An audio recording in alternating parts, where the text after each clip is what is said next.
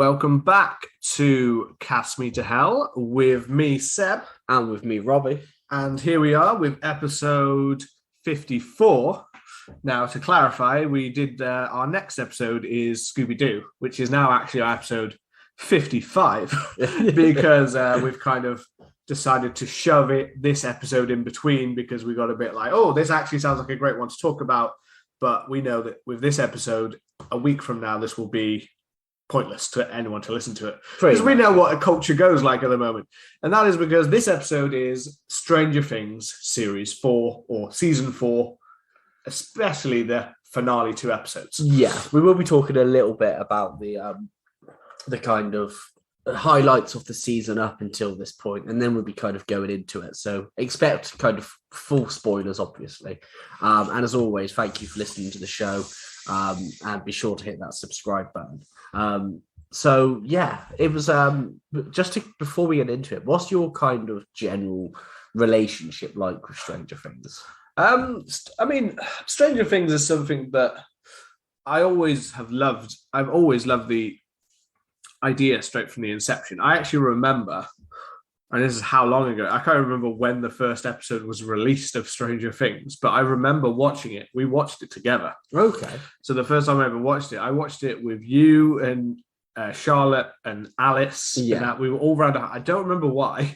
You were like round our house, like early, like one day, and we were just all sat there. I think we were hungover from something. Probably, yeah. And in my old house.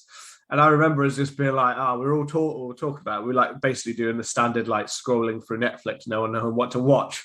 We were like, everyone was saying they wanted to watch it, so we just put on the first episode. I think we watched the first 2 episodes, I think. Yeah. In one go, which obviously then I think me and Charlotte continue to watch all of them, but we were all pretty impressed with like the kind of style of it. Yeah. This is before Stranger Things kicked off really a reinvigoration of this 80s. Yeah.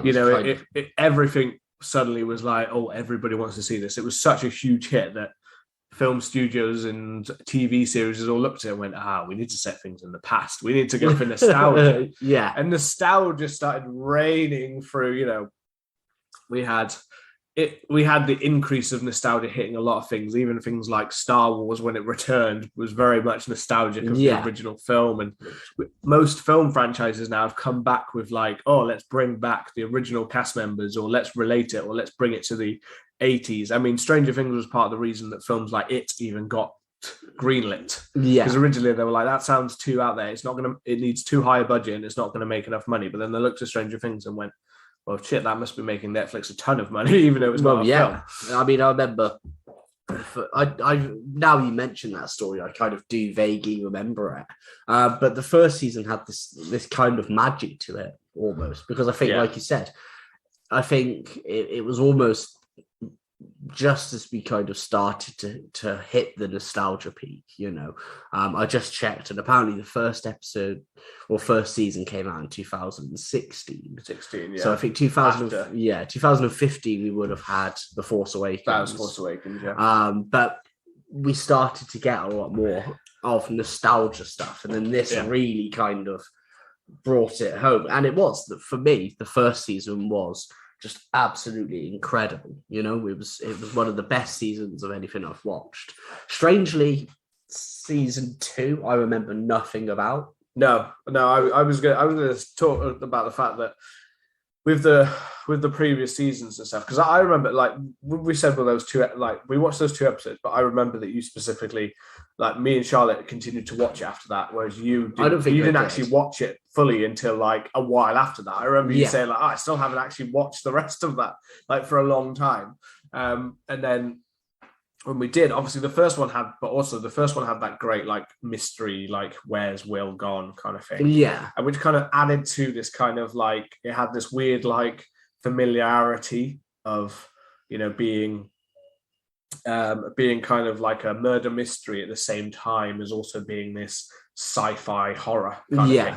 It had all of that kind of components together, as well as the fact that it brought in like the nerds were the front the word protagonist, protagonist, D&D, and they were kids, and yeah, it brought back that Stephen King kind of style that that hadn't been felt in a while, I think, really, because even then there wasn't many adaptations of Stephen King that had, that kind of hit its peak and run out kind of thing, so yeah, as you said about season 1 was fantastic. It was very character based, didn't have nearly the budget it does now. No way. So it still had an impressive budget for what it was, at the time. The Demogorgon was like a standout. It became a bit of a phenomenon at the time. Like after that creature was like, oh damn, this is up there with other horror like classics. Yeah, it's a cool thing. But you forget how I think I haven't rewatched it, but I do remember that was used very sparingly. Yeah, and you didn't really see a lot of the Demogorgon actually attack until nearly the end of the season, which shows that they were saving the budget for that, they do with a lot. Yeah. Unlike now, when you've got one almost every other episode is appearing in creatures every episode and popping out in different styles.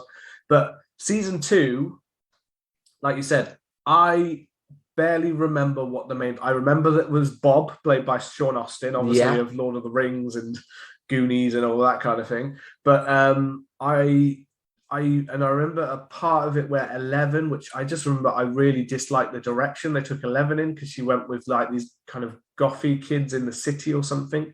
And that's what I mean. That's how little I remember. I just remember thinking, you've taken 11 like away from the main group because they think she went into the dimension with the creature, I believe, at the end of the first season. That's how it kind of ends. You think she's gone. Yeah. They all think she's dead.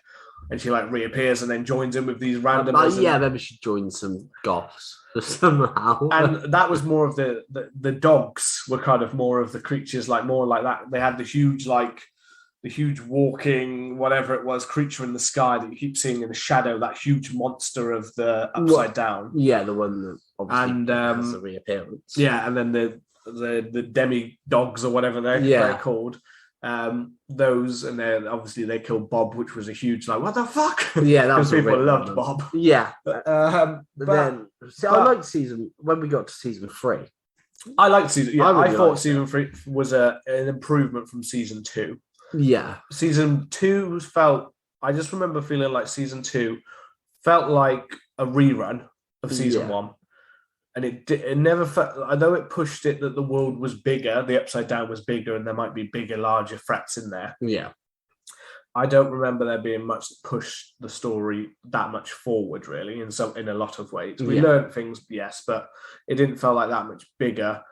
And it just didn't feel, it felt like the character for me had gone a little bit in the second. That's what I remember leaving it. I haven't rewatched it. I've never rewatched a season of Stranger Things, to be honest. Although I enjoy it, I have never rewatched it. I might re-go through it when the whole thing's done, but I don't tend to. I'd rather do that when it's all finished, when I feel like I'm doing one complete story. But right now, I'm just living it every 2-year gap at a time, or 3-year or half. It's quite big, long. This is why I won't remember it. It was a long time ago. Season 2 came fairly quickly after season 1. Yeah. But then season 3 and season 4 have come like 2-year gaps between each one. So it's a long time ago since we've watched season 2. But season 3 brought in new characters, brought in the idea that there was a deeper reasoning for why the Upside Down was there. Yeah. And it had this kind of idea that the Upside Down could start more chance of controlling people, more chance of taking over, which with the mind flare, more interesting ideas. And even stuff like just the mall setting and stuff like that kind of added a nice nostalgia. And you got to see 11 actually be a kid. Yeah, that was cool. And the introduction of Max, who's one of my favorite characters, to be honest. Max was cool. I like Billy as well. Billy was cool as well. Yeah, Dylan. I can't think. I can't remember exactly his full name. Montgomery. Dylan Montgomery is his name. The actor, and he was really good as Billy. He added he well blended between the kind of charm of like Billy that he was given, even though he was a bit of an asshole at the same time, and the evil that could be shown through him, kind of thing. Yeah, he had a nice like serial killer kind of a Ted Bundy kind of thing going on, he's like a handsome guy, but he's also fucked up kind of thing, but not him, the creature controlling him. But I remember that one coming to a really big, that was when, again, you could see the budget had got bigger from the finale being this big mall destruction kind of setting. but all of the characters felt like they were in a good place. Yeah. And now this one, where every episode is basically like a film. We said before, this is basically like feature-length episode. Every episode this season has been, okay, some of them are a little bit shorter than that, but still, all of them have been over an hour. Most of them more like an hour and 15 minutes. Yeah. And then the finale, 2 hours and 20-something minutes, I believe. Long. It was a long one. It was long. And I was saying before that basically, if you look back at the first 2 seasons, there are 45-minute episodes, which means a lot of these episodes are double episodes or more. So basically, if you'd split this into all those 40-minute episodes, you'd have like a 22-episode season that would work out. So that is quite mad that I believe that Netflix have basically given the Duffer Brothers free reign to basically tell the story of whatever they want. And I think for the most part, I mean, I speak about the first 7 episodes in particular. I think it was paced pretty well. I don't think there was a whole lot of there wasn't a whole lot of filler. I didn't really feel. I mean, we kind of had it was kind of broken down into the 3 main stories. The kids who were left in Hawkins. So obviously Steve, Nancy, Lucas, Max, Dustin, and then new characters, and basically. The new characters, and Joe as well. Yeah, and that kind of thing. And then you had obviously Jonathan, Mike, Will, 11. And Argyle. The character is great. And then obviously on the behind the Iron Curtain, we had Hop and Joyce and Murray. So we kind of had three main stories. I felt which ran pretty. I don't think there was a whole lot of filler in between them. They'd made it feel a little bit more bigger, global, which I think was good because I think everyone being stuck in Hawkins was starting to feel a little bit kind of closed in, a bit too much like, right, well, they're all in the same place, so there's not really that many different stories to tell, whereas now they've gone, right, we're going to tell 3 distinct stories. Yeah. Each one has, some of them have mainly just positives.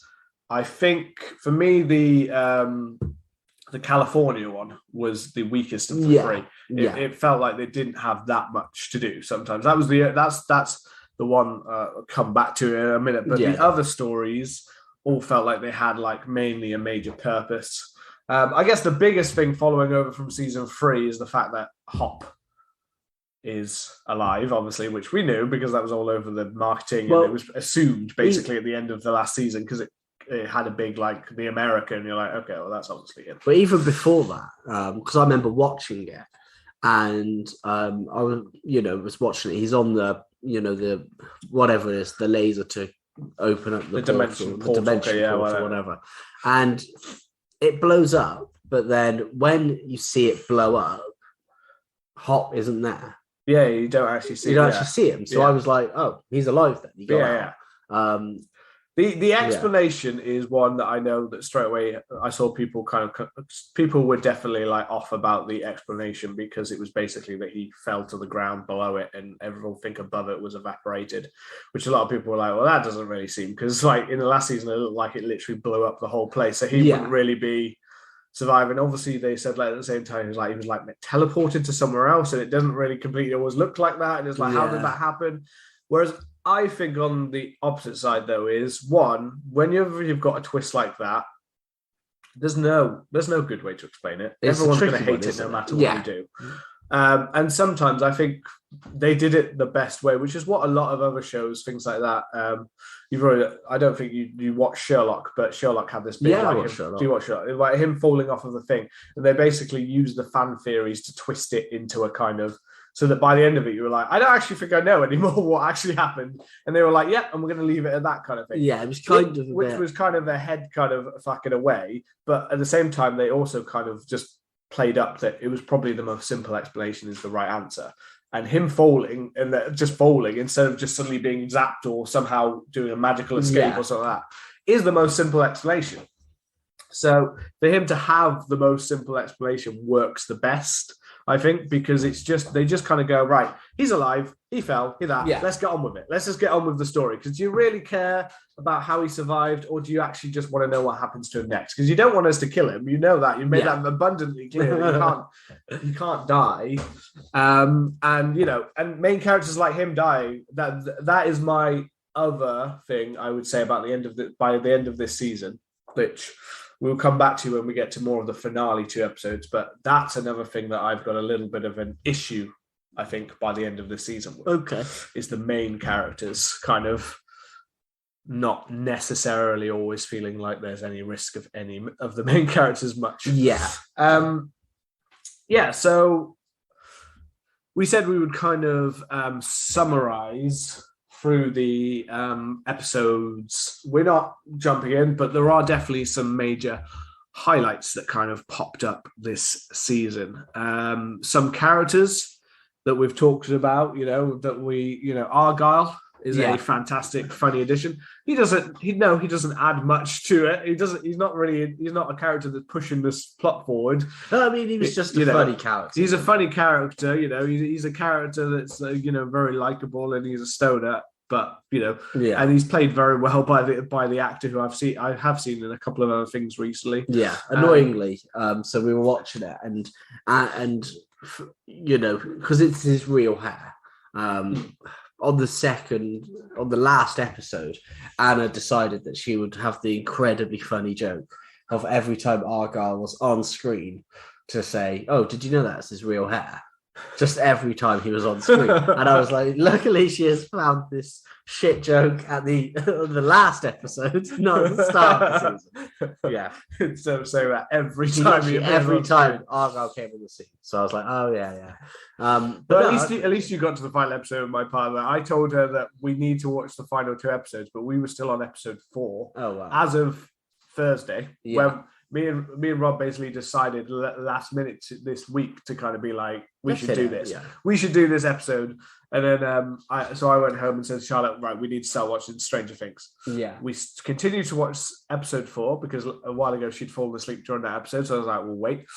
And then literally about 10 minutes into the rest of the season 4, episode 4, she fell asleep again, especially when it was episode 4 was a big episode. Yeah. Like it was the one that people are raving about, that people are saying that's become a music number 1 for Kate Bush for running up that hill. It's been that big. And I was just there like, right, I've already waited like 2 or 3 times to actually get to watch this episid. I was like, you're asleep. I'm just going to keep watching. Because otherwise I'm never going to get to the end of this season. I literally had to like marathon through it, and on Friday I basically spent the entire night watching Stranger Things just to get up to date with it. Yeah, but I mean, I think the season as a general, if we're talking the first 7 episodes, I think it is I think it's since the first season. I think it's definitely the strongest. I think so. Yeah. Yeah, I think for the most part, the first few episodes, I was thinking this doesn't feel very Stranger Things. It feels more like a Nightmare on Elm Street series, Oh, it is 100% so Nightmare on Elm Street inspired this season. Everything, the villain, everything about it just feels so dreamlike and creepy, and even some of the characters do things that you're a bit like, I feel like that's what they would have done in the original Nightmare on Elm Street kind of film. And the introduction of Chrissy. And the idea that she's having like nightmares and headaches and all of this kind of stuff, and then obviously her death reminded me of Linda's death in Nightmare on Elm Street, and I don't know this whole mystery of finding out to who Vecna was, and that's another thing that I love is that in each season one of the characters is named after a D&D villain. Or monster. And being a huge D&D fan, I loved it. But trying to find out who he was and what all of these things meant, it was really cool. Vecna is by far the most interesting villain that they've had, because one, he's actually got a personality unlike the rest of them. Billy was the closest to having one, obviously, last season. Yeah. Most of the time they don't have that, but Vecna is like, to touch on him for a moment, is just... He's basically Freddy Krueger, but there's more to him than that, as we find out as we get further into the 7 episodes. But the look of him, is fantastic. It's a bit like Freddy's kind of burnt up skin, but then you take it and you add a kind of Stranger Things styles, maybe a spider kind of thing. A bit eldritch, isn't it? Yeah. And apparently it took him 6 hours to do the makeup. Yeah, I'm not surprised. Yeah, there's a video online you can see like a time lapse of them putting it on, and it, to sit there for that long and to do it is incredible. And it is, the makeup kind of the effects is just great. Because I wasn't even like sure I did have it spoiled for me who was Vecna. But it wasn't. Once I watched it, I was like, okay, it's not really that hard to kind of guess this one, to be honest. No, I think we would have guessed, because the actor who was in these very short little scenes. I can't remember what he's actually called when he's not. We know that he's number one, or he's Henry, or he's Vecna. I don't actually remember what he was called. Jamie Bauer Campbell, or Jamie Campbell Bower. Yeah, Campbell Bower. That's one. Who I've seen in things before, and I know he's a very good actor, and he is very good. Yeah. In that role. But I knew that those you've got to be more than just this, because you're a bit more recognizable than just being this occasional. So you seem like you're the friend with 11, which implies you will be a villain by the end. Yeah. I see. The problem is that we were watching it. I think we were on episode 3 or something like that. And Anna was like, "Oh, Vecna looks amazing. I want to see who plays Vecna." Yeah. And then she found out who it was, and obviously found out that the character was in it. So we kind of had, well, actually, okay, is it going to be the twist? That they're the same person, or is it the actor played two roles, just trying to get some highlight reels for his acting credits? And it was kind of like, I think I know what it's going to be. I just don't want to tell myself I've spoiled it for me. Yeah, it's because I was looking at them, apart from when I noticed the eyes, it was the eyes that was the only thing. Like I could kind of notice a similarity. Apart from that, you don't notice it. It is well hidden because he doesn't look anything like him, in the form. There's even a bit of when we get to episode 7 and we reveal that he got all burnt up and stuff. There's even a little bit of you've got to kind of let yourself have a little bit of, this is a sci-fi this is a sci-fi horror, and it's kind of bending reality a bit, because when you look at it, you're like, yeah, but you're not. Your skin hasn't grown bigger. Yeah, but somehow you're much bigger, and you see the burns all over, and you're like, you do look much more like Vecna now with your CGI burns and stuff like that. And I know that you'll evolve over time, but still, it's kind of like, you're not quite like the face. You're not like that, You can tell there's a big layer of prosthetics on top of your actual head. Yeah. Your skin isn't just suddenly like, oh look, I've lost skin, but somehow my face has got bigger. Yeah, another great makeup job was obviously, we spoke about Nightmare on Elm Street and the influence that it had on the series. It was great to see Robert England, or however it's pronounced. England. It was great to see him in it as Victor Creel, as kind of the original victim to Vecna, and that whole story was extremely creepy. And so I learned that because I assumed that maybe they'd put for the makeup with Robert England, I'd assumed that they'd maybe given him contacts and then just put scars over his eyes, but apparently they put like caps over it so he could see it underneath fine, and then he wore kind of like a big prosthetic. But to do that, they had to put prosthetics over like a good chunk of his face so it looked normal. And it was great to have him. It was great to have that link, considering that Vecna was so heavily like Freddy Krueger inspired. Like there was no way not to deny that. It's not like if they came out and said, "Oh no, we didn't really," it's like, you lie. Yeah, if that was the case, they're not saying that. But it literally is like there is so Freddy inspired. It was so nice to have him in that role, that him to be his father as well. To have that role. I will say that I don't know anyone in history who's tried to kill themselves by slicing their eyes. Yeah. That's the way he tries it. He says he's killing himself, so he goes to, and he takes the blade, and he takes the blades to his, that was the explanation in the show, that he and I was just like, I have never heard of anyone trying to do it that way. That just sounds like a really, it leads to a cool character design, that's true, but that's a little bit of a Like I've never heard of. It's like there's lots of other ways you could have done that, and that Yeah. just seemed like a silly way to just not kill yourself and blind yourself. Yeah. But he looked cool He when looked we awesome. saw him. You know, he Yeah. looked awesome, and I also kind of hope that we're going to get maybe a little bit of because he's not dead; he's still in the cell. No one's actually gone back to. I think he's Yeah. probably done, to be honest. He might be, but might you know, But no, that whole storyline was awesome. I Yeah. thought, and the trying, the lead up to who he is and how he works and all of that kind of stuff, and having and getting it to introduce the characters. So obviously we had Chrissy, and then we had Eddie who came into it. and Eddie's I love fucking Eddie. huge. Eddie is fantastic. Like Yeah. the actor came on straight away, and you get that first couple of scenes, and the guy just oozes charisma. He kind of does. thing. He just is in that scene, and that scene with him and Chrissy in episode 1 when he's like when they're talking, she's actually talking bench, to him. Like you've seen the difference between her talking to her boyfriend Jason, another new character who is loathed. Yeah. in the way he's meant to be loathed. Yeah, it's he played a good villain. on purpose. Sometimes you get characters that are not meant to be loathed, but people are like, oh, I fucking hate them. I hate them. But this guy is meant to be that asshole character. But him and Chrissy, the way you get to see her interact in the way she couldn't with Jason, and you get that really nice scene and that kind of thing, which I think makes it so much more powerful when she is so brutally fucking killed. Yeah. Like I did not expect it to be like we've had deaths in Stranger Things where people have been ripped apart and their heads have been eaten by the devil. All But this it's always stuff. off screen, isn't it? It mainly or Ripped like apart. you see it like the Demogorgon obviously covers it over, so you kind of just see a blood splatter. You don't see, but that felt personal the way they died in these episodes. Like the way their bones were breaking. Well, like. It's more violent. Like to be honest, it's more creatively violent. I think than just about most I've ever seen in a Nightmare on Elm Street film. To be honest, I feel like they died just as like violent or more violently than any of those kind of films. Because the idea that one by one your bones are going to break. Basically your whole body's going to be destroyed before your mind suddenly goes pop. Basically, it was brutal.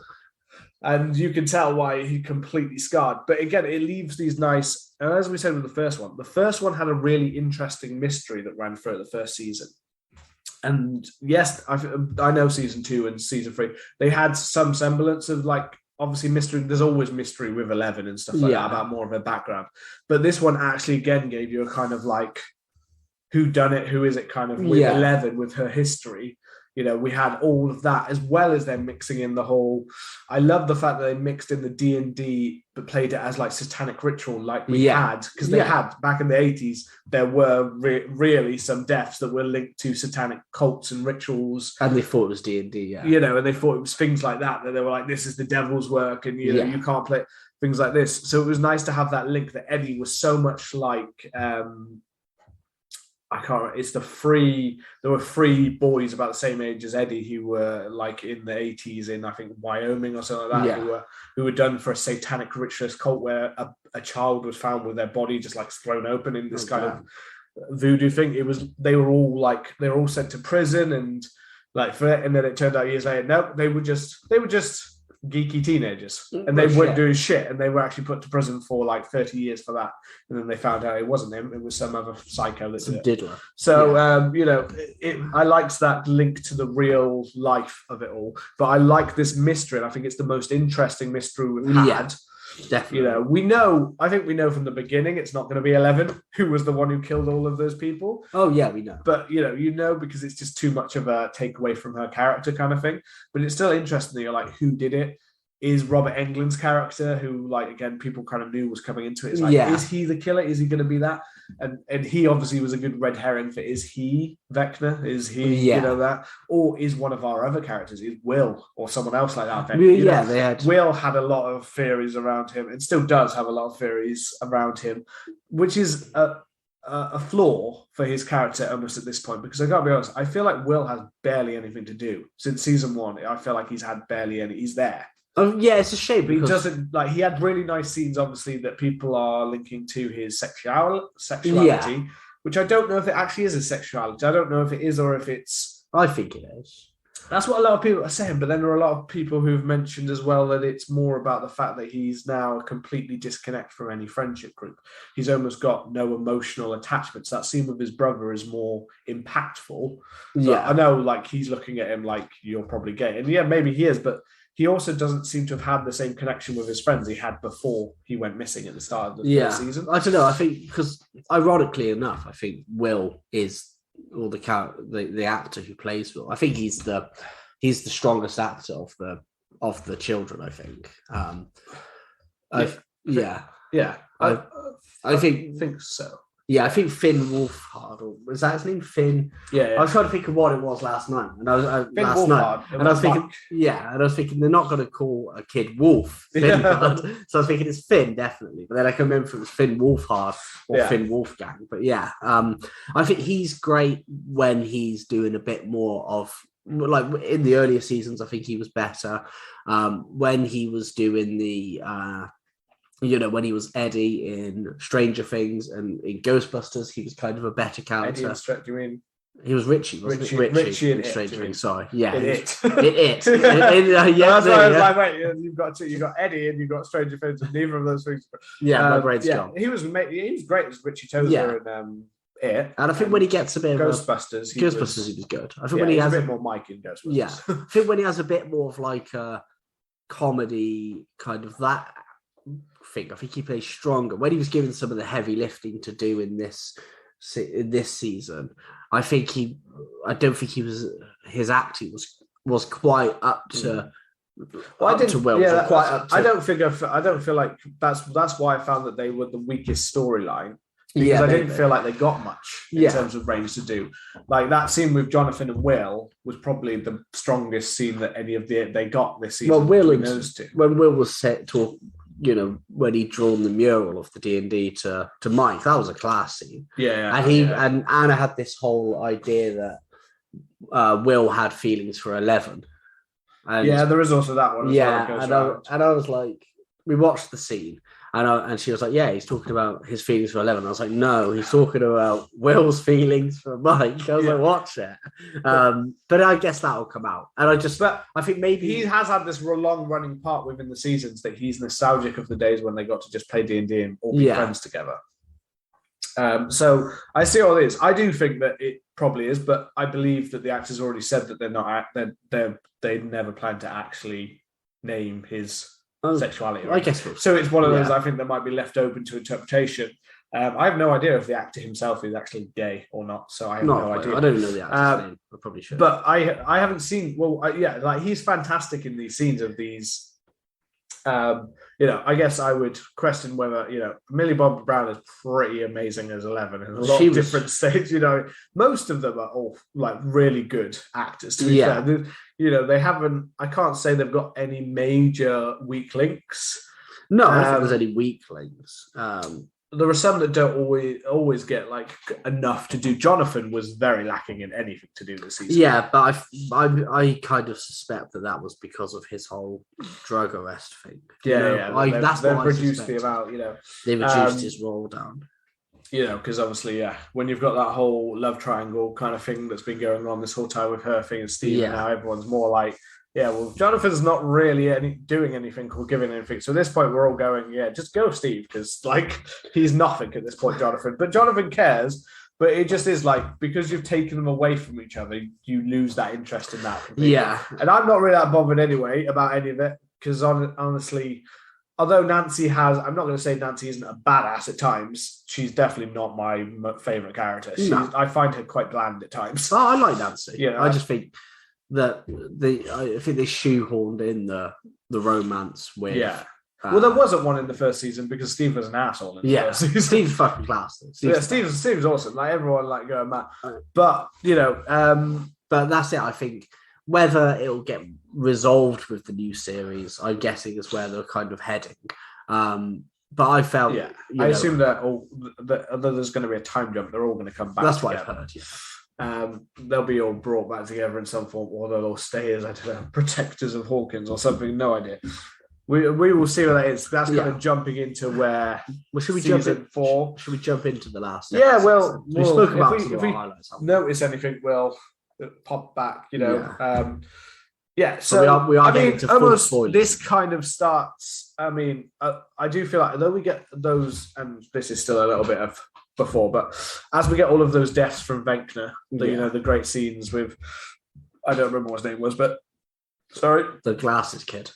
Yeah, Nancy's friend, who's obviously in love with Nancy but dies. Chrissy, yes, we remember because she's more of an impact than him. And then we have Jason's friend who also gets in the killed. water. Yeah. And then we get the Max scene, which Max in the dream where she actually defies death with music. With that scene where she's running up that hill, you know, and we've got all of that. I mean, one, visually, that was an amazing scene. Yeah. And also allowed in that episode, her character gets such an amazing, the actress gets such an amazing chance to show off, you know, between leaving letters for her mum and like everyone and things like that. And the emotions she goes through, which this season, even last season, Max got quite a big role and she's got an even bigger one this time. She gets a big push forward. But that's what really kind of kickstarts, I think, really. That scene with her, although we've already had depth, that really kickstarts Vecna and really kicks us into where we're going in these final two episodes. I think from episode 4, everything kind of builds on from that Max moment. Yeah. Like of where it's going. We've got Hopper, who is obviously he's escaped and they've escaped prison, but you know, they've escaped the prison. And Joyce and I believe is it episode 8 when they get reunited, Hopper and Joyce? I think it's episode. I can't remember off the top of my head. Yeah, it is. I don't think it happened at the end of 7. I think it was still left as a because the end 7 was they were left about to go into that battle against the whatever it was. Yeah, you know, we've got Enzo, who's, you know, another extra character that we've added in, you know, they were all about to battle, but we don't actually see that battle, I don't think, until the thing, 8 and 9 are packed. You forget how packed they are, kind of they thing. Really are. But so we get Joyce and Hopper back together, which is quite a nice scene. Did they do the sex? I don't think they done sex, but they alluded to sex. Yeah, they do a lot of. They do a lot and they talk a lot about, let's do this. I'm going to eat lasagna. And he's just innuendo for what he's going to really. He's got like, how long has he been gone for? Like 2 years. He got 2 years full of like spunk backed up. You know what I mean? So nutting like 3 pumps.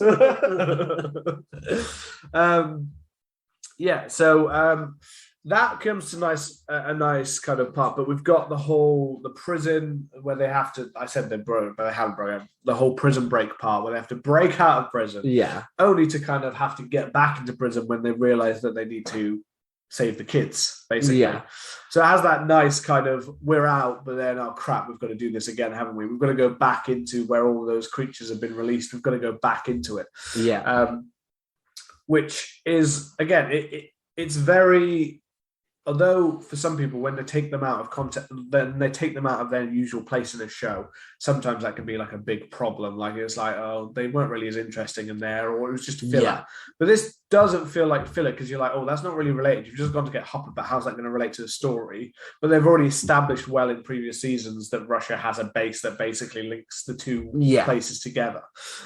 So I like the fact that they're kind of like, it gives this kind of classic, like the parents are going to save you, but they're going to give the kids a chance. So the kids still are pushed to you're the ones that have to do this, but we're going to do something that might just give you that chance. Yeah. And you've got the always... I blanked his name. So what's his name? The one that goes along with Joyce the whole ride. Murray. Love Murray. Yeah, Murray's awesome. Murray's amazing. Again, little charmer fella, that guy. Yeah. So that's kind of Hopper and Joyce's kind of story. It's a bit like watered down, but I do feel like it's 11 and the kids in Hawkins that get the main they get the main spine for all of this. We get 11 who is back with Papa, which I always find weird every time I hear it. Papa. And I mean, for Matthew me, Modine as the villainous Papa. Yeah, and I always remember him being as a villain. So there were moments where it was kind of implied that we're almost supposed to be like, oh wow, he's turned. He's back to because I guess normal. we've got I guess because in the past we've only got hints of him, we've only got short scenes and parts like that. We've never got like full interactions because it's always mainly been like Papa. flashbacks or what happened to her in the past, but not in full depth. And he does get quite a big role in this whole season, actually. Yeah. Where we actually get to see. And I guess that's why we get a little bit of, he almost is like, it's almost like partially, you never really know if he gives a shit or he doesn't, which is kind of what's quite good about Matthew Modine's performance here, is because he generally seems like he loves Eleven, but he'll also do something at the same time that is like, you've got no heart at all. Yeah. You know what I mean? Like, but he can do it while still appearing like this guy in the suit. Yeah. Like, so there's that like nice like mix you get of him as a villain. It doesn't mean it's any less that you're happy when he gets shot in the chest. No. You're like, it's over. I'm ready for you to be dead now. Yeah, I was like, I was thinking, like, is this supposed to be so emotional? I was like, he's a bad guy. Yeah, so in episode 8, when 11 pins him against the... Yeah. And I was sat there going, now I know that as a character, she's not really going to kill because that would kind of break the character a little bit. Yeah, that's not what she is. Not that she doesn't kill 2 people in a helicopter only minutes later. Yeah. But him ripping her ripping him apart in a painful way would kind of defy the fact that she has got a good emotional core, that she is a kind inside, even though everything that's been done to her that should have made her into a monster. She's not. That's the whole point of the character. Yeah. She is something that should be a monster, but she's not. So I get that why, but I was also like, I don't think anyone would be against her if she were the one to rip him apart right now. No. If she just like, and just all of his body parts like one other thing. So a part of me really wanted her to be the one that was actually killing her, but I like the fact that she just leaves him to die. Yeah. It's well, a nicer she passes way to out, have doesn't that. she? But, and with the guys in the helicopter, you can't quite deny that because it's like, well, they're going to kill her. So at the end of the day, and I'm sure they're not the first people that she's actually had to kill. I'm sure she's had to kill some bad guys before. But that's it. Without watching it again, which I think I am kind of am going to watch again. I do have mainly because the first season just had that magic to it. It's like it was. I think when after we finished it. And I sat, me and Anna sat down. We were talking about it briefly because a lot did happen, and you kind of had to take it in a little bit. I was kind of like, I think season 4 in particular has been a very strong season, but there was a kind of magic when it was a mystery to everybody about what was going on. And I kind of missed that whole thing. And back when people like Hopper were just like, what just are you a small town stupid? He was a drunk and he was a bit of a comic relief almost in a way in the first season. Like he was like this gruff, but every time he came in, he was pretty fucking funny, like dark humor kind of thing. Yeah. But there were those parts when you weren't expecting, say, when Barb got killed, and you were like, "Shit, what the fuck?" Yeah, like Rip Barb. just killed who seemed like a main character kind of thing. Yeah, just killed her off. Nancy was getting fucking piped by my boy Steve, and then Barb just gets killed by the devil. Exactly. You know what I mean? Yeah, all of those things that again, So, which again, I liked the thing that I did find quite strong about this season was when it had the callbacks to the previous things that had happened. Yeah. It didn't feel like it was done in a kind of a cheapish way almost. It felt like it was good. Like we had a scene where Nancy went into the swimming pool and kind of encountered Barb. And saw Barb's dead body from the upside down. And seeing as how I don't think anybody's fucking spoke about Barb since an episode after she died. I'm sure there are still people out there with signs that say justice for Barb. Justice for Barb. But it was that kind of thing of like, actually, some of it's coming home to roost. Yeah. Yeah, that's why. Well, because it does very much feel like they are. You can tell that, like they've said, that this is the beginning of the end, and you can tell that they're starting to build. And also, Vecna, as part of his thing, uses these things against the characters. He uses Billy's death against Max. He uses Barb's death against Nancy. And again, having a character called Nancy in a dream sequence is so like Nightmare on Elm Street. It's so like it's you knew that Nancy was going to end up in that dreamscape at some point because it's Nancy who is basically like, she's even got the hair of almost of Nancy, know, in that, and the clothes as well. They are almost dressed like Nightmare on Elm Street characters as well from the original one anyway. So you've got all of those nice like little callbacks, I feel like, to earlier seasons, earlier like characters. But you also get all of these characters who are in very different places than they were when they began, kind of thing. You've got characters who are like trying to be something different than they are, kind of thing. Yeah, I mean, are we at the point where we're going to be talking about spoilers? I think we've already spoiled it. Yeah, we already have one. Yeah. Well, Eddie, for instance, Eddie's whole arc, I loved. I think the introduction of Eddie, we had. I thought I like Eddie because he has that 80s metal look. He's got the battle jacket, that kind of like perm hair. He plays D&D, and then when I think for the first episode, or maybe the first half of the first episode, maybe he seems like a bit of a dick, and then as when we have the scene with Chrissy, for instance, and her dying, or the scene where they're out at the bench and he's selling her drugs and stuff, we do get a bit of vulnerability to both of them. Then we get Chrissy's death and Eddie kind of goes on the run. I knew deep down I thought he was gonna die, and it's a shame, but his redemption, the fact that he was saying we're not heroes and they're just going to be there as a distraction, and then he just goes and he buys them enough time to be able to do it. It really was hard, I mean, one thing I definitely can never disagree with the show is that they do know how to give characters interesting arcs. Yeah. Even from season 1, Barb had a thing where you really felt sorry for her, that she was the outsider. She never got any of these things in there, and she's the one to die. Yeah. Which is why you kind of felt like, wait, she was such a nice character. You can't kill someone that nice. There must be a way that she can come back. That's why people thought she was going to survive or come back in some way. You're like, no. And with Eddie here, we get the same kind of arc where, yes, I knew, like, in the same way, and they have done it with other characters like Bob and stuff like that. They know how to make a character that has got a short lifespan kind of into it interesting.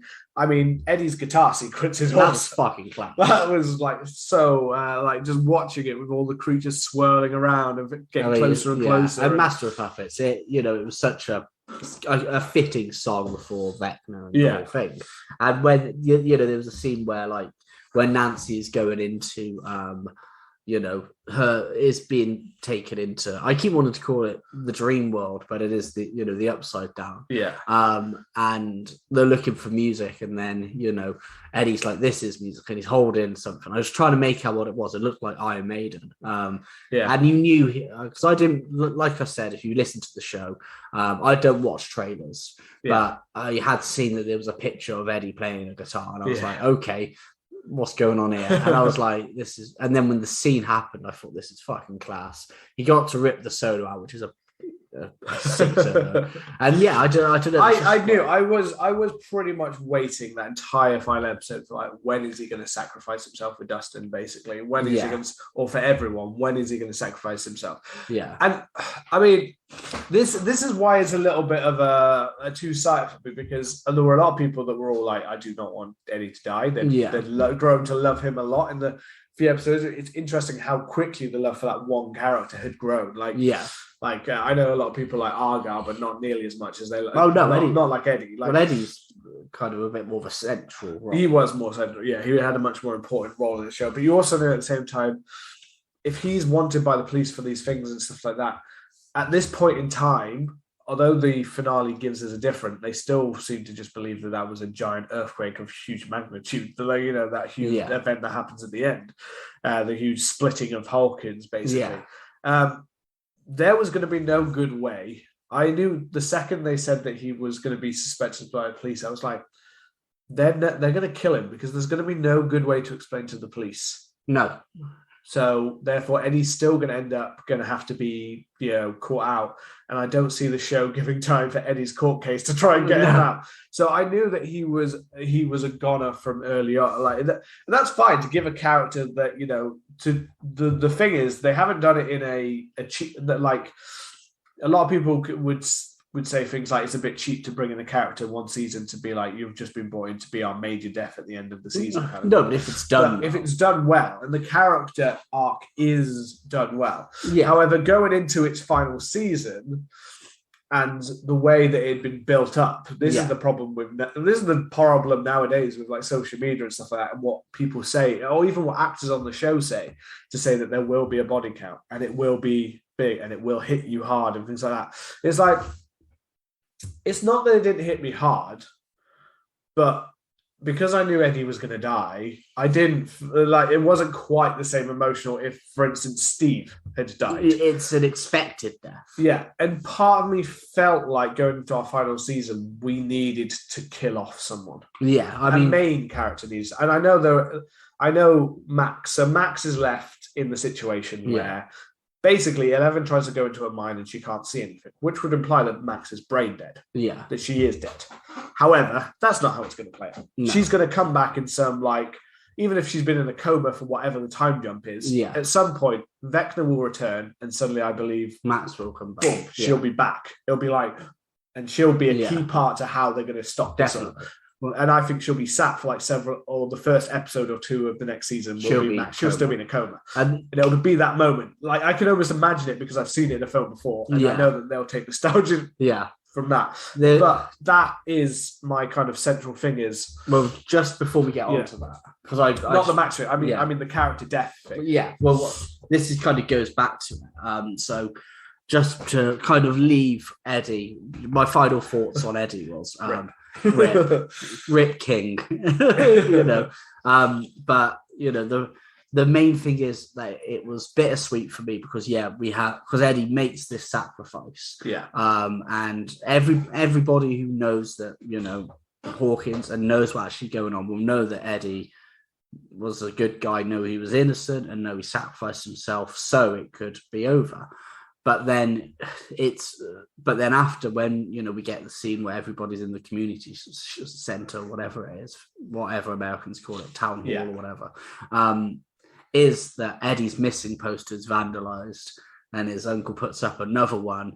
And then we get to the scene where, you know, they're talking about the earthquake, and it still says that, you know, Eddie Munson, you know, ran this cult called Hellfire and killed 3 people. And that's how people will know. And there isn't a way for them to go, actually, he was innocent. So it's kind of sad that's the bit that hit. That's the bit that hit more than his death. That bit with his uncle, I think his uncle, and the fact that he's still left. Like I said, I do believe that this is very inspired by that real life case that I was talking about.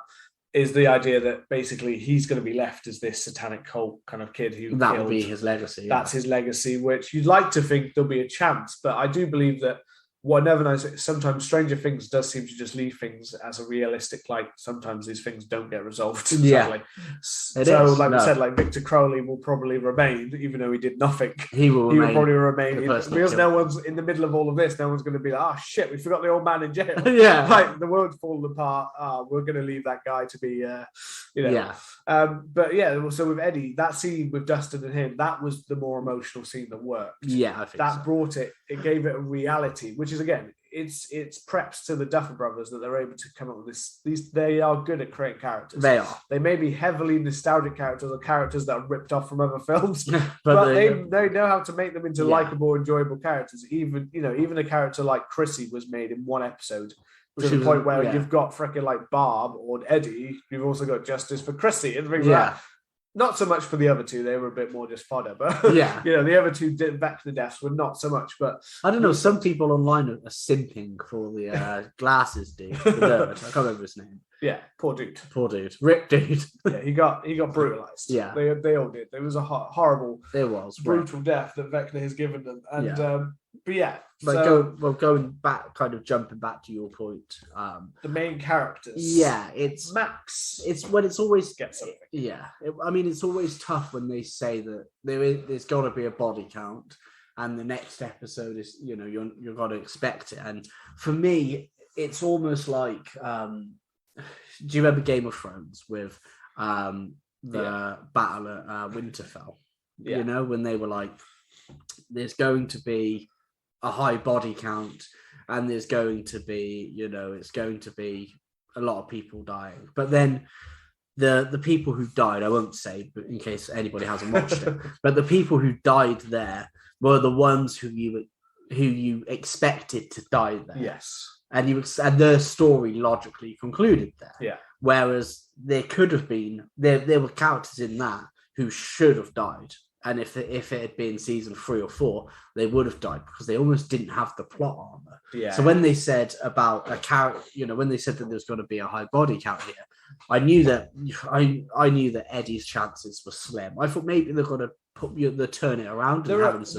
Basically, it's the sad thing with these kind of shows is there are certain characters where you could pick out the cast and go, right, probably fans will be really annoyed at you if you kill these characters. Yeah. But these characters could go either way and therefore fit. And from the very beginning of the season. But my only thing is Stranger Things.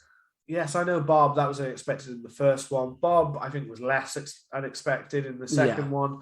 And so on, like Billy and people like that. They haven't really pulled anyone that's like really like shit. Oh, shit. They haven't pulled any red weddings. Like you've actually, that's what I mean. They haven't, and I'm not saying that's important for a show, but I do believe in a horror show, eventually you're going to have to pull it. But to pull it in the final season now feels a little bit like, I'm expecting it's the final season, so yeah, you can kill half the cast. Well, it's as the tension and as the risk and as the villain escalates, the tension should escalate with it, and the risks should escalate. So I was thinking, okay, if they say that there's going to be a body count and stuff, I was thinking potentially Steve could die, and I was thinking that would, because Steve's my favorite character, I was thinking that would get me if Steve died. Yeah. I was thinking there were points where this is just what I said to Anna, but when the two jocks turned up and they had the guns, I was thinking imagine if they killed Lucas's sister, just executed her, and then I was thinking, what if they just shot Lucas in the thing? I was thinking, oh damn. I mean, that would have been unexpected. There was a point, I got to be honest, when I thought that Lucas might actually get it, but there's a different reason why I suddenly thought, wait, you're not going to kill that character. And I'm sorry, but there's a racial reason why I don't believe that they'll kill that character. I don't know. I was thinking, that's what I was thinking. I was thinking one of the ones in Hawkins is potentially going to die. One of the ones who's maybe going to fight Vecna is going to die. Oh, that's one of the central. I do think I think one of the central kids could have hit bit at this point.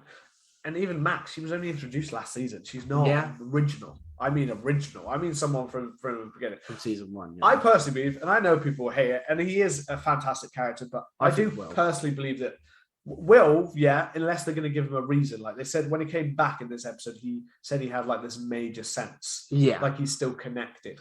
And everyone's been waiting for the reveal that he is basically like they've been using him this whole time to know everything that's going on in their lives and stuff, which I don't know if that is the case.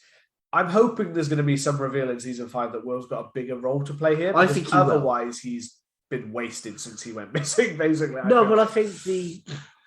think in the first season, obviously, he goes missing, and then at the end of the first season, I always remember because it was a really fucking class thing, but he sicks up some of the Upside Down, doesn't he? Yeah. Or he goes back into it, and then it's always been linked that he has a connection with it. Yeah, and I think now that he's back in Hawkins, his role should be bumped up. As Vecna's still alive, I would like to see Will inside of that. I mean, because it's not actually the Upside Down, because we see Vecna in the Upside Down, because that's where they go to kill him. So it is somewhere between the real world and the Upside. It is like a dream world. Kind of, down. It's like an Upside Down dream world, though. Yeah. But that's what I would like to see Will in that world, because I feel like there would be a nice light as if he has some kind of upper hand. Yeah. Like a dream He's warrior. a dream warrior. I would like to see that. And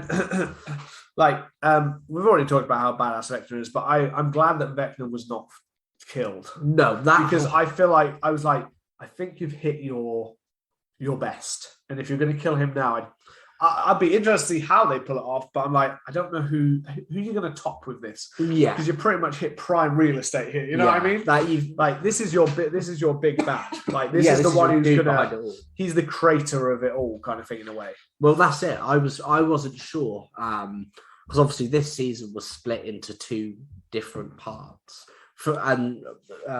That was it's only because of special effects reasons, basically. Well, I've heard a few reasons. I've heard it's done that because of it's 2 different quarters, and obviously at the moment, I think since last financial year, I think I read that Netflix lost just under 250,000 subscribers. To try and spread it over 2 different quarters. How much we made in this one and this one? Well, that's one I've heard. I've heard it was because of the running time. I think the one problem for me was that it was split up because it picks up immediately after. I kind of watched it, and there was almost a little bit of a disconnect where, because in the space that Stranger Things ended, how the seventh episode, and then it was like 2 or 3 week break. In that time, I've watched The Boys. And I've watched all of The Boys. I've watched 3 seasons of that. Yeah. So my mind was almost a bit like, okay, like what's happened in Stranger Things? It was almost like a little bit of a catch-up was needed. Yeah. And there was a bit where they showed Vecna as a little boy. And I was like, fuck, I completely forgot about that. And that came back. Yeah, so, the Henry. Yeah. Yeah, so it's kind obviously, of like, I didn't watch it that far apart from each other. So Exactly. I have started. However, from a marketing perspective, I would not be surprised if this happens again with the next season. No, definitely. Because the hype that it built for those final 2 episodes was huge. Yeah. I mean, this is almost what inspired us to do an episode. Yeah. We're like, fucking hell, the hype is huge for this. Like, get on it. We want to get on that. Let's get on the hype train. But those times, although I would have said at the same time, I do know that they actually said like literally Thursday night. Yeah, because they had the whole Thursday night they finished off the last special effects on Thursday night. Like they literally sent it through to the server. They said it was literally like Thursday night, and they said because of the time frame and how long it would take to upload, people who were watching first thing, actually some people had some versions of it where on Netflix where some effects weren't completely finished. Oh wow. Because it hadn't fully, but Netflix are basically like, no, we're uploading this, so you better get it fucking done. So I believe it mainly I wasn't special effects, but I could completely buy the quarterly thing as well. Yeah, that reminds me of when we watched X-Men Origins. We watched like a rip of it where the special effects had Wolverine. When we watched I think I got like a DVD rip version. I was like, let's watch this. It was like, no, it wasn't in the cinema then. No, it wasn't. That's what I mean. Before, yeah. Like, because that was like one of the biggest leaks that's ever happened. The whole film leaked way before. But there was bits like when they're on a plane and you saw them like sat and they were just surrounded by like weird grey background. Yeah. Like float as if they were floating on nothing, and then there's like the plane going through the air, and it's like a really like it like literally looks so you could create on paint. Yeah, and then he had his claws. Oh yeah, the claws were like there, but sometimes they disappeared. Yeah, and they came and went in. Yeah, like explosions in the background, and there was one real explosion, but then it was surrounded by like weird fake explosions. Yeah, it was awesome. It was cool, and then we went to see it in the cinema, and then I fell asleep. Yeah, I was like, I've already seen it. I've seen a terrible version of it, but really, I think the experience of watching the bad version was better than actually watching the finish, because the finished version, when you looked at special effects. Yes, they were definitely better than that, but they weren't amazing. They were still bad. Like his CGI claws still looked really fake as hell. Like, why the hell did you do CGI? You've done it a million times. Give him those claws. But so it's interesting that like that's how down to the wire they were to get the actual finished product. If they hadn't have been in that position, I partially would have said release the 8 episodes because those ones work better together, whereas the last one kind of had its own kind of like, this is it, the big finale. Yeah. Kind of thing. As many people have already said, people are out there saying like they're not actually sure why they've added that tease on the end, because this would have been a perfectly good conclusion. Yeah, it would have been for me. It would have. I don't know. I still felt it was more to tell. I got to the end and I heard people saying it was a good conclusion, but I felt like there's still more to like Vecna's explanation. It gives us the answers to like how were things created, how was this world, how did this world come to be, and stuff like that. So we got a lot of quick explanations, but not actual explanations from the characters. And now that we kind of know how things were done, I feel like now we need to see one final lot of how are we going to end it? Because really, that doesn't end shit. Like, if that was the conclusion, we'd be left with, okay, so Vecna's still alive. And he's not really dead, and the Upside Down's still there, and there's still a dimension on the other world. Like, some way it has to be, the Upside Down has to die. It has to end. Yeah. It has to have a proper, like, we're closing it off. If that was the end, if they were suddenly like, we cancelled it, then that's good. At least we've got some explanation. It's good enough. I mean, not that they are. That would be that would be the most ridiculous. One absolutely class scene was, but as we're kind of getting towards the end, so I think if we discuss this scene and then we discuss what's left open for the next season before we end. One season that I thought was absolutely fucking class was when everybody was kind of pinned down, Eddie was yeah. getting bitten by the bats. The people who went after Vecna were kind of strung up. Yeah. Everybody was in the bad situation. And then, Murray came in with the flamethrower, flamed a bunch of them. And then Hopper picked up that sword. Everything was going in slow motion as, as Elle kind of started to like fuck Vecna up. Yeah. And then what I thought was really cool was when the people who went into the Upside Down to kill Vecna, when they saw him almost connected into like the Matrix and he's suspended. Yeah. And when Steve threw that first Molotov at him and just fucking burned all in him. like these slow motion. These were some fist pumping sequences. Yeah. Oh yeah, it's so beautiful, like so beautifully shot. The CGI and practical effects on just this, looks awesome. they've got to the point when it's like, yeah, literally, like people were saying, like they should have saved that 2-hour and 20-minute finale. They should have done like a partial like Netflix or cinema release because it would have looked fantastic, like on a big screen. Well, what I was expecting as Nancy's shooting him and as Eleven's like force choking him or whatever she's doing, for lack of a better word, I was expecting big Steve Harrington to come in there and just behead him. And I was thinking that would be the end of it. But then obviously she shot him out the window. Yeah. He kind of escaped. But that whole scene where they kind of fought, classic Michael Myers, yeah. And I thought that was great. And it was interesting to see them, though they temporarily they lost technically. That whole scene was great. And I think seeing Vecna like walking around what the Upside Down is, this kind of new dimension, and seeing this giant monster that like we kind of see it before he's kind of taking control, don't we? This kind of rock lava like land with creatures in a different dimension that he obviously somehow turns into, because it doesn't fully seem like, it's not like, it doesn't look like the opposite of actually their world at that point. No. So he's somehow brought them together, kind of thing. Well, my kind of theory is obviously we see the giant, what I originally thought was the Mind Flayer, maybe it is in a way, but that giant creature that Will sees in series 2. I do remember that because it's an amazing visual. That was like the tease at the end of season 1. That was the tease, yeah. He sees the giant, maybe that's it. That's the last scene, I think, is the flash of the... Yeah. And that was it.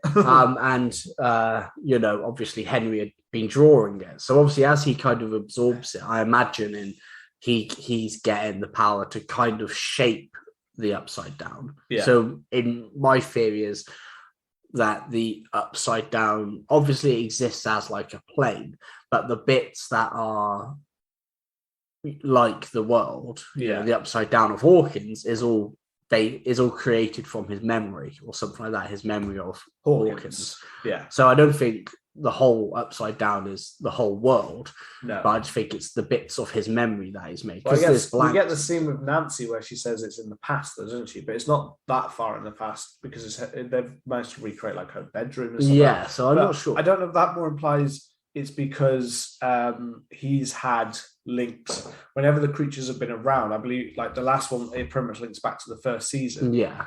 It's almost as if since Eleven's been around, it's disrupted his connection to their world, and he's able to come back since Eleven's been fully gone, kind of thing. Yeah. But up to that point, he was able to basically not have enough power to take over them like he has in here.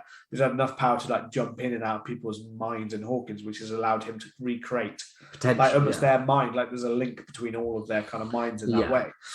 Which it's interesting. It's always been an interesting for to have the Upside Down of our world, that there's a dark and disgusting version of it, a horrific version of it.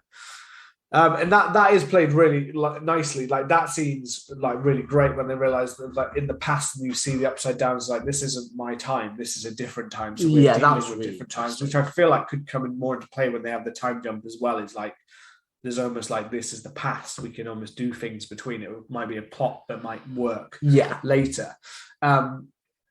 But yeah, there are loads of like, obviously in that, just before that scene, we do get when Max is fighting him again and she gets her bones broken. Yeah. And you've got Lucas like screaming and stuff like that, which is a very great performance from him there. which is, before it all goes to hell when, like, yeah, you're right, they kind of lose because we do get that, which quite impressive scene where the whole of Hawkins gets torn apart. Yeah. And you're like shit. And we haven't really mentioned him much because I feel like he was one thing that started out as an interesting character, Jason. Yeah. He started out as an interesting character. I thought he was going to be very much like, like in The Mist or Carrie. Yeah. But except, unlike being one of those who is like a fully religious person, or like in Midnight Mass recently, where you had the woman who kind of used it. They're religious, but they use it to their own gain. Yeah. And he was very aware when he went into that town meeting and said that this is like a religious cult thing. They're doing this. They're taking over, kind of thing. Yeah.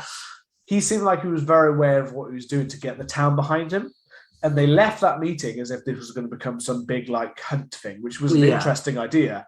And then it didn't really go anywhere. But yeah, it was you didn't just have Jason the rest of the town, even the big guy that goes out and goes like, "Well, you heard him. Let's go." What are you waiting for? We see him walking along, and I believe he must have contacted Jason or something because they then go to that house to find his sister there. But again, he was the one that seemed like he was more that, a big old redneck guy that was about to go out with his gun and start shooting anyone who likes D&D. But yeah, that seemed like an interesting plot for him. But because that dies down, Jason just becomes this one note again. He returns from being this interesting, like, he's going to make everything worse than to kind of just being like, oh, you are just the jock then, aren't you? You haven't created this riot. You haven't made people searching the street with guns, which I was getting this very like Halloween 4, like everyone's going out. That's to what hunt I was Eddie. thinking, yeah. And I was hoping that was where it was going. It seemed like I wanted them all to leave that meeting and start hunting the streets for him, like Evil Dies Tonight. Evil Dies Tonight. Eddie Dies Tonight. Eddie Dies Tonight. But it didn't go anywhere. And that was disappointing because I felt like in one way, I also think that that's important to show that in a bad way that they could all come together. Because I feel like in the next season, they're almost going to have people come together to actually fight this in the end. I feel like there's a battle or a war of some kind to fight for the life of Hawkins in the world, kind of thing. And I feel like it will end up drawing in more people into that kind of a bigger community to kind of realize, no, this is what's happening. You need to get on board with it. Otherwise we're fucked. And it would have been nice to have one season where it was like, this is the evil that could bring out, but this is also the good. And maybe that's next season. Maybe, but I just wish if it had been there, that was a good point to use it, but it didn't go anywhere. So therefore, when Jason gets ripped apart by the guys, I literally, I think my mind, I saw it happening, but my mind almost didn't process that moment because it was so quick. But he's lying on the ground and you see it split him in half. I was kind of like, oh god. Yeah. So like it was bad that he was just like, he wasn't even like out of it. He was just passed out. But now you're dead. Yeah, but like, split through you, man. And I liked that he had Lucas got a bit of resolution with him. He had a fucking scrap with him, and I liked that. That scene was good. That scene was good. But yeah, I would have liked his character didn't evolve. Yeah, I would have liked it if the whole town, because it was quite cool. The element that they're hunting them down, but him at the start, I found him. Oh, I was like, he could be quite interesting. Like, where is he going to go with this kind of thing? But and then particularly after the town hall speech, where he's like, "Come on, let's go get him." Which is partially why part of me kind of thought it would have been interesting if Jason had killed Lucas purely on the case of in all of this evil, all these monsters that are killing people, and he dies from just a fucking idiot of a person. A human is the one who does it. You know what I mean? That kind of. It's not even the monster that does it to you. It's the irrational. How rational people can be. That actually ends one of the main characters doesn't die from a Demogorgon or Vecna. He dies from just another fucking irrational person. Just a lunatic. Yeah. Which again, I just think that those things could have added a little bit more extra, bringing in more of that kind of Hawkins community and world, building that a little bit more. The actual people, because all we really see most of the time is the parents, and they just like the most delusional parents in the world. Yeah, and they still are, which is at this point getting a little bit like, come on, like get a fucking sense. Like how have you not done anything to stop or try and control your children at this point? So we do get loads of fantastic. Any scene that has Vector in it is great. There's not a scene like he was so Jamie Campbell Bower, like his performance. The fact that he's doing dual roles and they are so different. That scene where, like we said, like in episode 7 when he was revealed was like pretty terrifying when he's going through and killing everyone. Yeah, that was awesome. And we see that, but we get this nice, like this is the first time where it feels like Eleven's got some clear cut answers. And for the first time, she kind of truly knows like where her place stands between her. Like she is the hero and that is the villain. Like we now truly know who the real villain is. I mean, it could be turn out that there's another one. I don't know. There might be something else that pops up next season on top of Vecna. But I feel like he's just going to come back with more. That's what I feel like. He's going to come back. Rebuild. Yeah, he's going to come back with more. He'll still be in control. And it'll be interesting to see what happens with Hawkins and all of the city kind of destroyed and things like that. Because, yeah, overall, we get another great scene after all of this has gone down is when we get Hops back with 11. Yeah, that was awesome. Because in season 3, one of the best parts, the best scenes of the show, I thought, was that letter at the end of season 3 that 11 had left. And we didn't mention it, but actually, there's one thing. Seeing 11 as a normal girl getting bullied in high school was actually quite hard to watch. It was, wasn't it? Earlier on in the season, you really felt sorry. You were like, fucking hell, you really were hoping that she was going to do something to fuck those kids up. Well, I don't know. I was kind of like... Well, she can't do it. I guess she smashed her nose. Well, yeah, but then I was kind of like...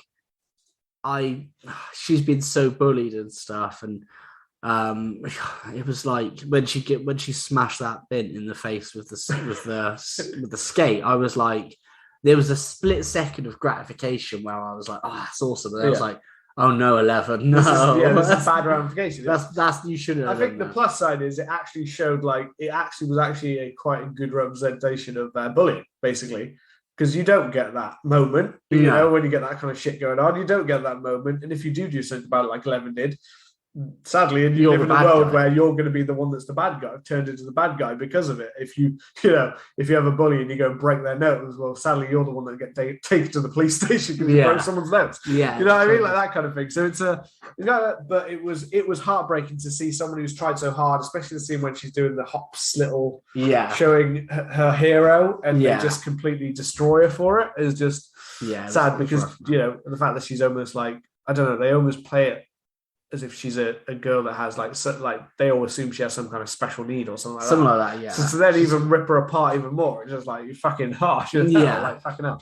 But yeah, we are left with possibly no Max, but I believe that Max is just going to come back when Vecna does. Yeah. No Eddie, sadly. Rip Eddie. Rip Eddie. Don't know if we're going to see some kind of thing in the final that might bring back some of these dead souls in some weird way or something. Yeah. But rip Eddie. I still kind of, I was going to say before, but if I had chosen a main character, it wouldn't necessarily been well. I love Steve, but I kind of think that would have been the best impact. I think Steve would have been a big, like, oh shit, like he was already really badly injured. Yeah. And I kind of, weirdly part of me was like, if he kind of fought for all of that and then kind of drops down from his injuries to show a bit of realism suddenly that shit, like this is a weird world, but this is also, we're still human. Yeah. We're not just going to survive all of these injuries because they were getting like blacker as they were going through. So I was like, oh shit, is something going to happen? I feel like him or the other one was, but because of the way they played out the stories, I knew that it wasn't going to be her because I thought for a long time Joyce was going to be the one to go. I know Winona Ryder is the top name credit in this show. Yeah. But I kind of felt like the parents or some of the parent dying is kind of the one that would bring them into like, oh shit, we're adults now. Yeah. We have to do this by ourselves kind of thing. Yeah. That kind of thing would kind of add to it. But, she is the main credited cast member, so they're not really. And I think if you've just spent a whole season trying to reunite. Yeah, that's what I mean. I wouldn't want it because of the story they told of her in the end. At the beginning, I was thinking she might be the logical choice. But by the end, I was like, you can't bring them back together and then be like, they're dead. Yeah. That would not be satisfying at all. No. But yeah, so... Well, I was thinking potentially Nancy. Yeah, I was thinking Nancy as well. When she went into the dream sequence, I was like, it could be her. We've already had other ones in there, and how's she going to survive it? And weirdly, it was a little bit like, why are you telling Nancy your story? Like, why are you treating her so differently than the rest of them? Yeah. Don't quite know why. Like, he doesn't really seem to toy with her quite as he toys with her, obviously with Barb and stuff like that. But it's weird that he's suddenly revealing everything to Nancy. Yeah. It felt a bit of an exposition scene. Like, it's like, well, you could have told any character this. Why are you telling Nancy? Yeah. I don't see why she's so important. I don't know. But yeah, so those kind of scenes did work really.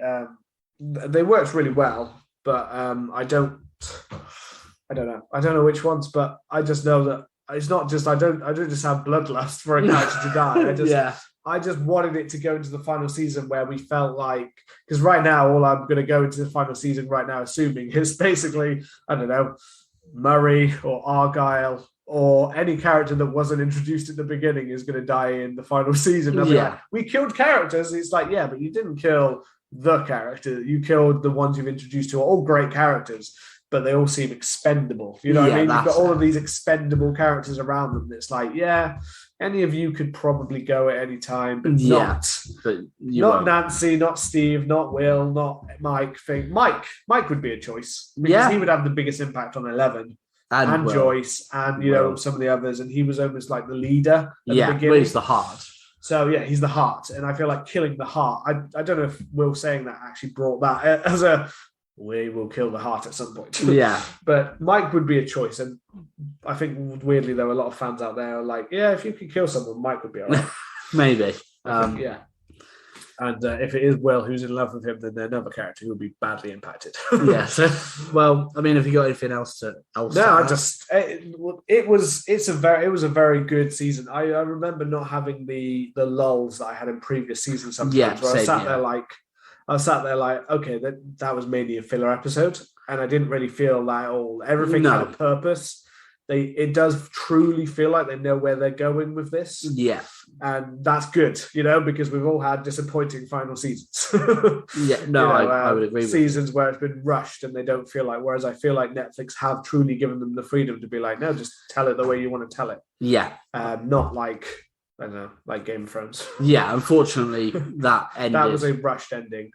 It's not an ending I can't say I'm a completely hates everything about that ending, but that's a rushed ending is all I'm saying. Like that's an ending that needed at least either double the length or needed to be told over 2 seasons, not just told in one quick, we've got given a deal to make Star Wars films. Let's fucking bounce. Let's get out of here, man. Like, let's tell this quickly. I would rather they handed it over to someone else than rush it. Yeah, no, I'm with you on that. But it seems as if, hopefully, my hope is that this next season is the last season. I think they've said it is. I think in terms of the story, I don't think there's a lot more that they can tell in terms of, next bigger characters than Vecna, all of this sort of stuff. I think it will wrap it up nicely. And I think it would be nice for a change, for a season or a series to go out on a high.